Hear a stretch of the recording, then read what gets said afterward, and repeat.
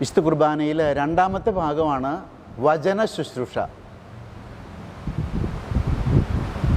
ത്രൈശുദ്ധ കീർത്തനം ആലപിച്ചുകൊണ്ടാണ് വചന ശുശ്രൂഷ ആരംഭിക്കുക. ത്രൈശുദ്ധ കീർത്തനം എന്ന് പറഞ്ഞാൽ 3 വിശേഷണങ്ങൾ, ദൈവത്തിൻ്റെ 3 വിശേഷണങ്ങൾ പറഞ്ഞുകൊണ്ടാണ് ആ ത്രൈശുദ്ധ കീർത്തനം ആലപിക്കുക. സർവേശ, ബലവാനെ, അമർത്യനെ. പരിപാവനനാം സർവേശ, പരിപാവനനാം ബലവാനെ, പരിപാവനനാം അമർത്യനെ.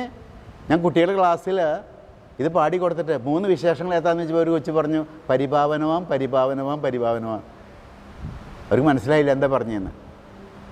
സർവേശ, ബലവാനെ, അമർത്യനെ, ദൈവത്തിൻ്റെ 3 വിശേഷണങ്ങൾ പറഞ്ഞുകൊണ്ടാണ് ത്രൈശുദ്ധ കീർത്തനം ആലപിക്കുക.